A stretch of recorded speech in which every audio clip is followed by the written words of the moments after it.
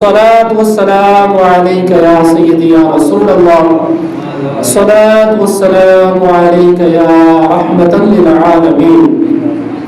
قرآن مجید برہان رشید کی جو آیت مبارکہ میں نے پڑھی سورہ بقرہ کی آیت نمبر 83 ہے، اس میں اللہ تعالیٰ نے ارشاد فرمایا وَإِذْ أَخَذْنَا مِيثَاقَ بَنِي إِسْرَائِيلَ لا تعبدون الا اللہ وبالوالدین احسانا۔ اب اس آیت مبارکہ کو ہم نے سمجھنا ہے کہ اس میں ہمارے رب نے ہمیں کیا بیان کیا ہے، رب کریم نے کیا فرمایا ہے، اس کا ترجمہ کیا ہے، اس کی تفسیر کیا ہے، اس حوالے سے چند باتیں انشاءاللہ ہم بیان کریں گے اور آپ توجہ رکھیں گے تو انشاءاللہ ایک ایک بات کی آپ کو سمجھ آئے گی۔ اللہ تعالیٰ نے ارشاد فرمایا وَإِذْ أَخَذْنَا مِيثَاقَ بَنِي إِسْرَائِيلَ، ارشاد فرمایا اور یاد کرو، اللہ نے فرمایا اور یاد کرو جب ہم نے بنی اسرائیل سے عہد لیا، بنی اسرائیل سے عہد لیا۔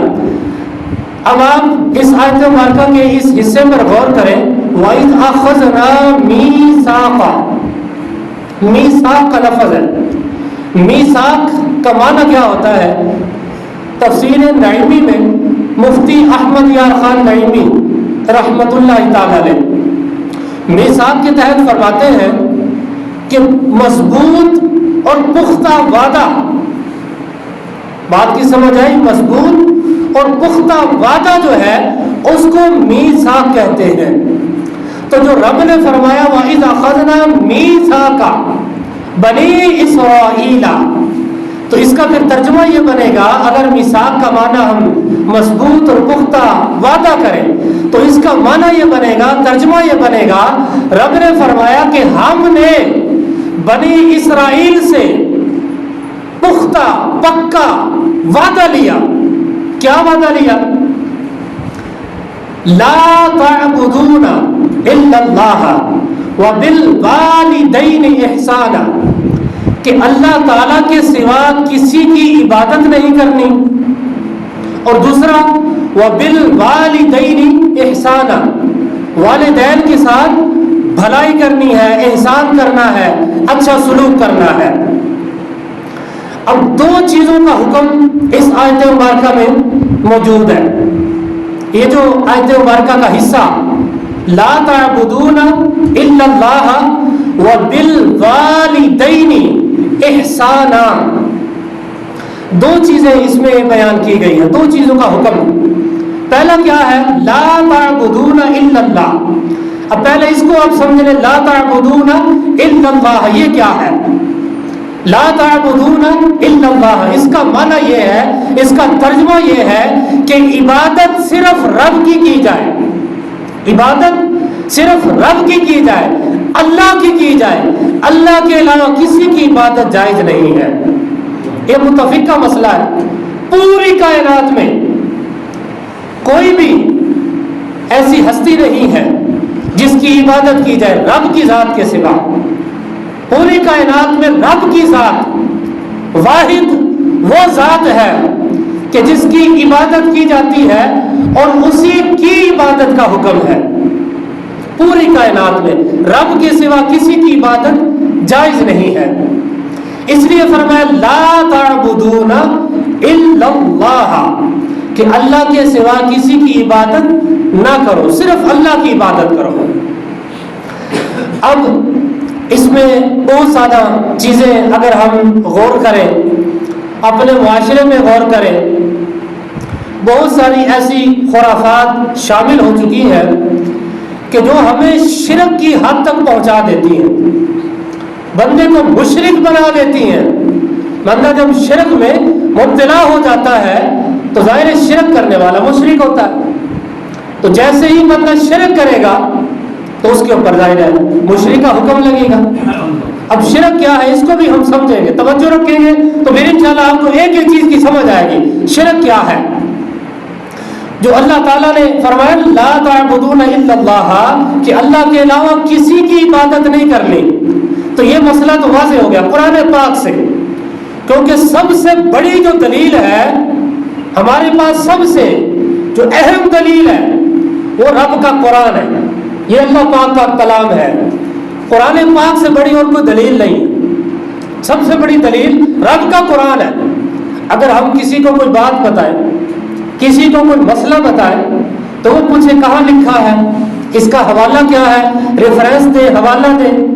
تو ہم اگر قرآن پاک اٹھائیں، قرآن پاک کی ایک آیت پڑھ کر، اس کا ترجمہ پڑھ کر اس کو سنا دیں کہ یہ قرآن میں لکھا ہے، یہ اللہ پاک کے اس کلام میں لکھا ہے، قرآن میں لکھا ہے، تو وہ بندہ آپ کی بات مان لے گا، کیونکہ قرآن پاک کی بات اتھینٹک ہے، مستند ہے۔ وہ بندہ کہے گا ہاں بالکل میں نے مان لیا، کیونکہ رب کا کلام ہے۔ اگر قرآن میں یہ لکھا ہے تو ٹھیک ہے، پھر میں نے مان لیا۔ کیوں؟ کیونکہ یہ رب کا قرآن ہے۔ تو سب سے بڑی جو دلیل ہے ہمارے پاس وہ کیا ہے؟ رب کریم کا پاک کلام۔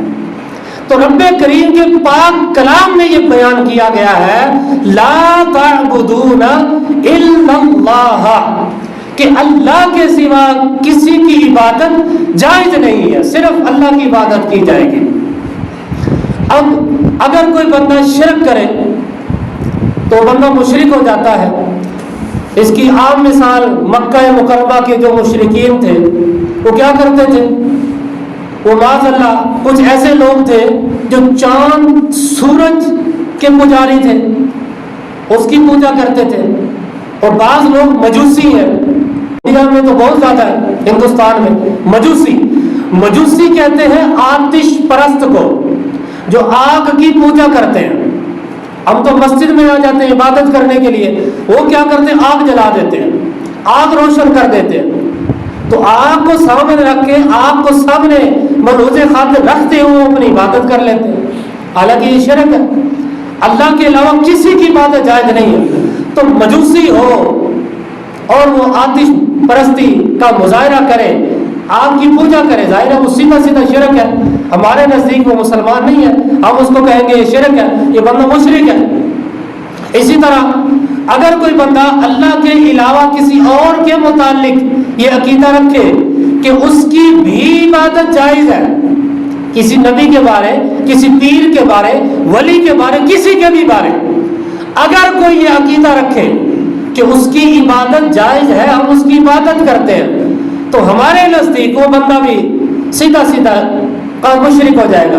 ہم اس کو کہیں گے کہ بندہ کافر ہے، کہ یہ غیر خدا کو مستحق عبادت سمجھتا ہے، کیونکہ عبادت صرف رب کی ہے۔ تو اس قرآن پاک کی آیت کا سیدھا یہ مطلب ہے لا تعبدون الا اللہ، کہ اللہ کے سوا کسی کی عبادت جائز نہیں ہے، عبادت صرف اللہ کی جائے گی۔ اب اسی طرح اگر کوئی کسی کو سجدہ کرے، اور ایک ہے سجدہ عبادت، سجدہ عبادت اور سجدہ تعظیم، یہ دو قسمیں ہو گئی۔ اگر کوئی بندہ کسی کو عبادت کی نیت سے سجدہ کرے، چاہے پیر ہو، جتنا ہی بڑا ولی ہو، اگر کوئی سجدہ کرے اس کی عبادت کی نیت سے، جس طرح رب کی ذات کی عبادت کی جاتی ہے، اگر کوئی کسی مزار پہ چلا جائے، دربار پہ چلا جائے، آستانے پہ چلا جائے، کسی پیر کے آگے جھک جائے اور سجدہ کرے اس نیت سے کہ اس کی عبادت کی جا رہی ہے، اس کی نیت بھی یہ ہو کہ عبادت ہے، اگر عبادت سمجھ کر سجدہ کرے گا، چاہے پیر کو کرے، مزار کو کرے، دربار کو کرے، کسی آستانے پہ چلا جائے، تو بندہ سیدھا مشرک ہو جائے گا۔ اب اس کے اوپر شرک کا حکم لگائے گا کہ یہ شرک کر رہا ہے۔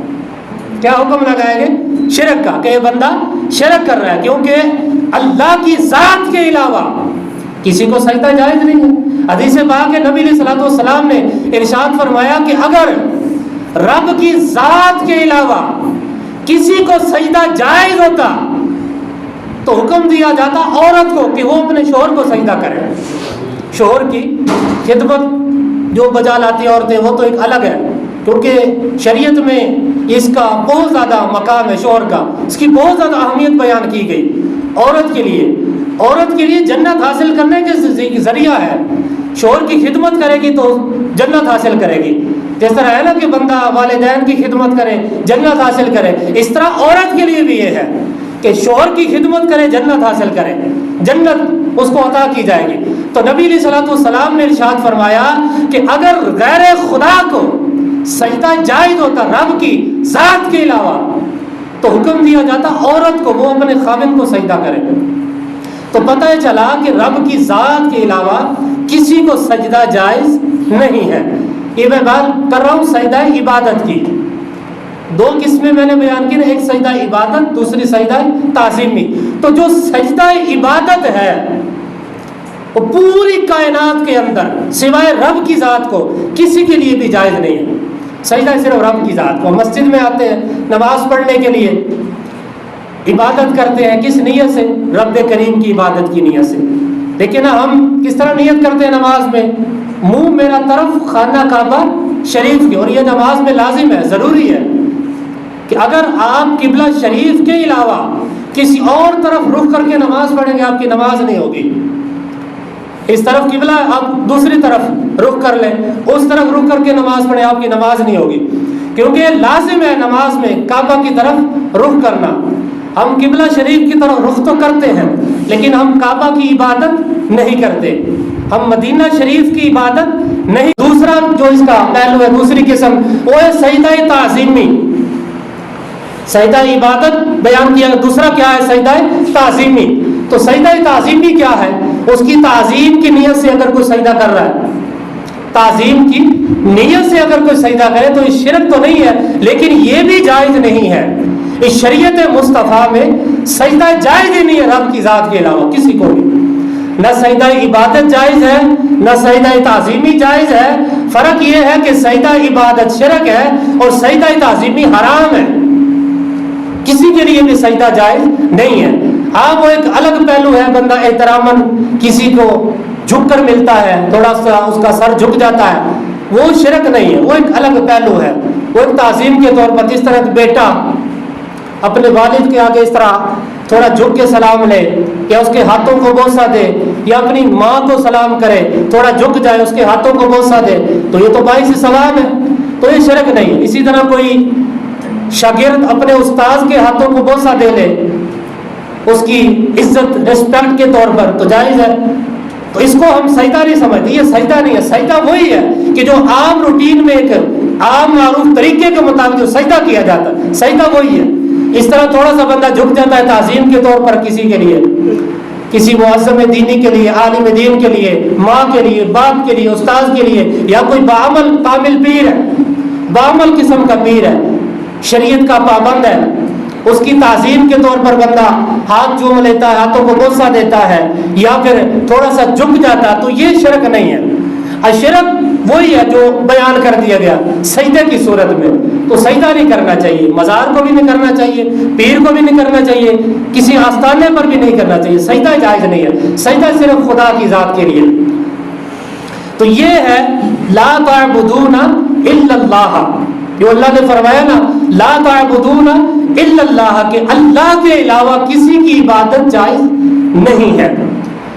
اب اس کا جو اگلا جز جو ہم نے تلاوت کیا، وَبِالْوَالِدَيْنِ احسانا، کہ والدین کے ساتھ احسان کرو، بھلائی کرو، اچھا سلوک کرو۔ اب والدین کی دیکھیں آپ کتنی اہمیت ہے، کتنا مقام ہے، کتنا مرتبہ ہے، کتنی شان ہے کہ اللہ تعالیٰ نے پہلے اپنی عبادت کا حکم دیا، پھر اس کے بعد اللہ تعالیٰ نے والدین کے ساتھ حسن سلوک کا حکم دے دیا۔